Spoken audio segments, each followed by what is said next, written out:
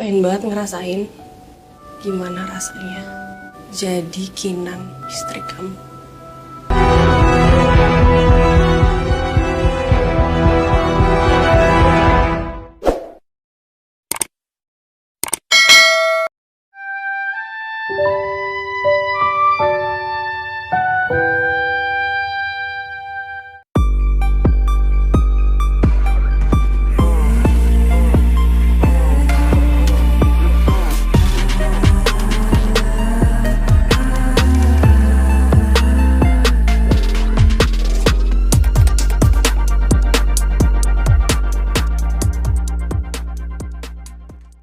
Oke, layangan putus episode 6 bagian B kali ini adalah lanjutan dari episode sebelumnya.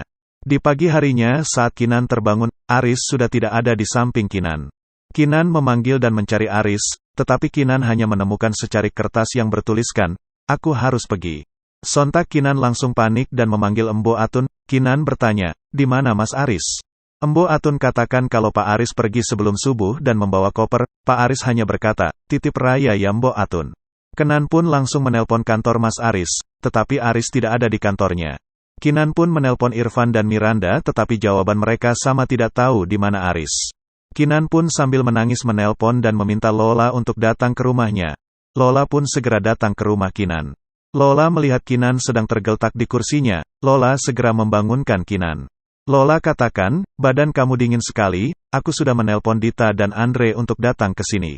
Karena tensinya semakin naik, Kinan pun langsung pingsan tak sadarkan diri. Dita langsung mengecek kondisi Kinan. Andre menyarankan Kinan untuk dibawa ke rumah sakit tetapi Kinan menolaknya. Ayah Brandon memutuskan untuk memindahkan Brandon dari sekolah itu. Raya dan teman-temannya mengucapkan salam perpisahan kepada Brandon. Kinan bercerita kepada Lola, Dita dan Andre. Kinan katakan, kalau dirinya yakin kalau Aris sedang selingkuh.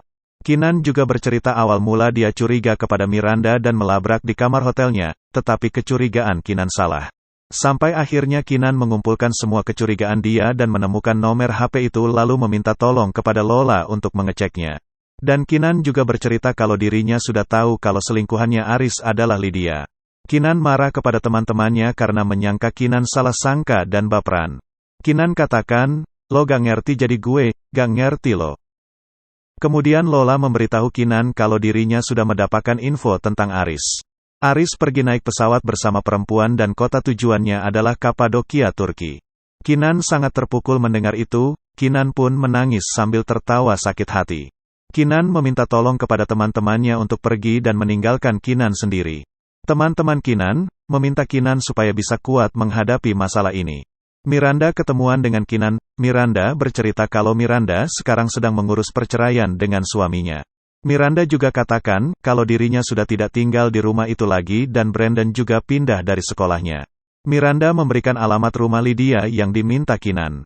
Setelah beberapa hari, akhirnya Aris dan Lydia pulang dari Kapadokia. Saat sampai di apartemennya, Lydia mendapatkan paket dari seorang perempuan yang bernama Sari. Paket itu berisi kancing lengan baju Lydia yang hilang. Lydia pun terdiam melihat isi paket itu. Sesampainya di rumah, Aris mencari Kinan dan Raya. Aris yang biasanya selalu disambut hangat oleh Kinan tetapi hari itu Kinan dan Raya tidak ada. Aris mencari di semua ruangan sampai masuk ke dalam kamarnya. Di dalam kamarnya, Aris melihat tumpukan kertas di atas mejanya Kinan. Kinan pun keluar melihat Aris yang sedang melihat kertas itu. Kinan bertanya sambil emosi, "Kenapa Kapadokia?" Kinan juga memberitahu kalau dirinya sudah tahu bau parfum yang ada di baju Aris. Kinan juga tahu anting yang Aris belikan untuk siapa. Kinan juga memberikan semua bukti perselingkuhan Aris. Kinan memberikan list penumpang pesawat dan list transferan uang atas nama Lydia Danira.